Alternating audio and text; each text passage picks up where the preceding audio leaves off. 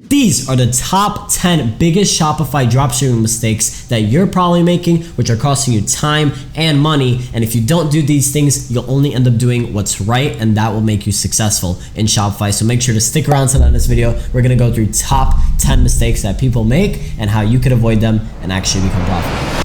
Now, just before we start the video, I started my journey around 3 years, guys, and I was literally doing these mistakes, costing me hours upon hours and thousands upon thousands of dollars that I could have saved and invested back into my business if I didn't, do those mistakes. So that's why I'm gonna tell you guys, so you guys avoid these mistakes when you guys are starting your journey of Shopify dropshipping. Mistake number 1 is not taking the business model seriously. You're just procrastinating, you're treating it as a side hustle or not as a main business, and they give it the attention as it needs. Two people, one goes full on 100% in and the other person just treats it as a side hustle and dips feet into the water. Which person is gonna be successful, right? So you wanna make sure you're going all in and taking the business seriously. Mistake number 2 is not networking with suppliers. And I've made this mistake when I was starting, and it prevented me from scaling because by the way, this is a good problem to have after you're already scaling. But once you're scaling, guys, you wanna make sure that you have a reliable shipping option and that your clients are getting your orders fast from a private supplier. You're getting it for the best rate you possibly can because you're doing so much volume, so you could then negotiate with the supplier for a lower cost per unit since you're doing so much volume and bringing them so much business. So go on WhatsApp, Telegram, and connect with them there so you actually build that personal connection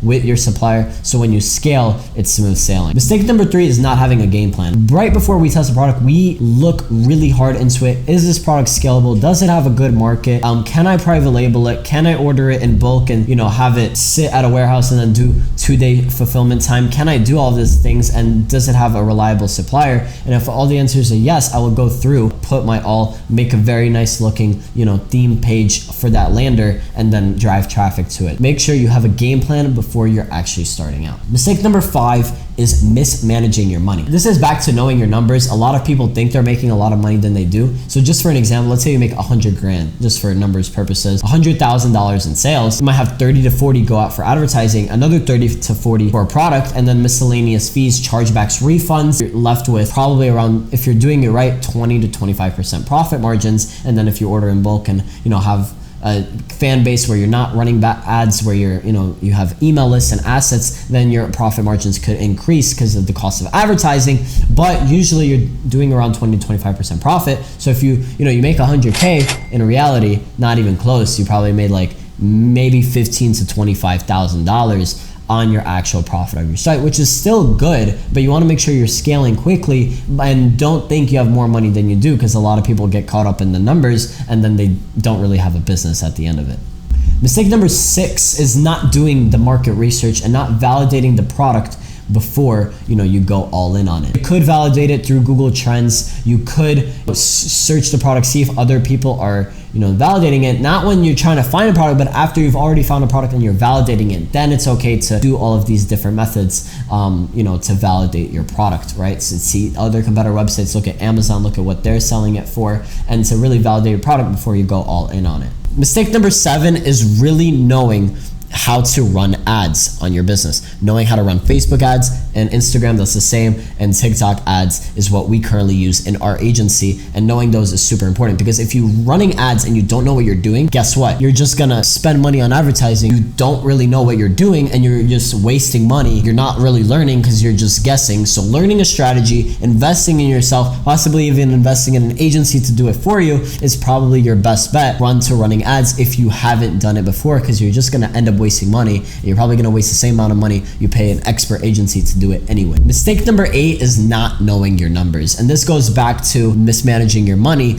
and knowing exactly what your cost is to acquire a customer, what your cost you can run for the ad. So let's say your product is $10, you're selling it for $30, and now you have another $20 to acquire the customer before it's unprofitable, right? So you try to keep it at under 19, and sometimes that's really hard to do when you're advertising if you don't know what you're doing when it comes to ads, right? Essentially, make sure to know your numbers, make sure to know your cost to acquire the customer, so you don't overspend when it comes to that, or you have good upsells or back-end sales so that you increase your average order value so you can spend more to acquire the customer. Mistake number 9 is not testing the waters. So a lot of people will tell you not to run a saturated product, and same here. I'm gonna tell you all day, do not run a saturated product. But if you see a product that you think has potential in it, go and order that product to your house, go and order it to a content creator's house, make a really good video on it, a different angle that hasn't been tested in the market yet, and suddenly your saturated product is now in an unsaturated market and an unsaturated customer audience that you're advertising to, and then they're going to make a buying decision, and you could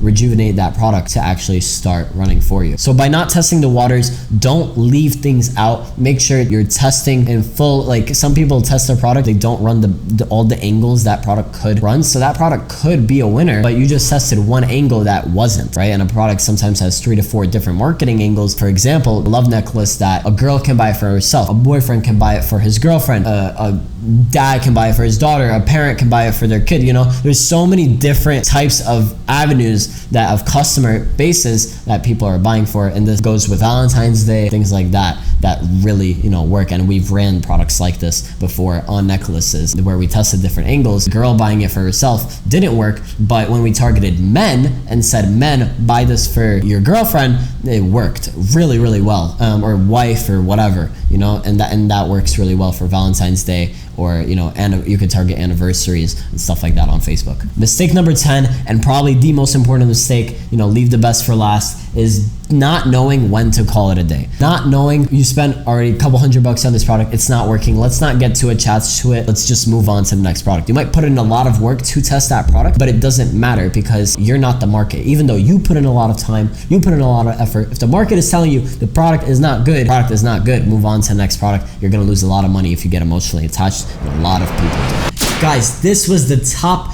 10 biggest Shopify mistakes most beginners make when they're just starting out. Make sure to take these tips, guys, and don't be one of those people. 95% of Shopify stores fail within the first 3 months, and I don't want you to be one of them. Make sure you're applying these tips below. If you guys want this process fully automated for you, my agency actually does that. We find the product, we run the ads, we even make the video creatives for you, so you don't have to think about anything when it comes to ads, and we take care of customer service and order fulfillment because it's a headache and we want to take care of you guys. So make sure, subscribe down below, turn on that notification bell, leave a like for this video, and I'll see you guys every Friday. Peace.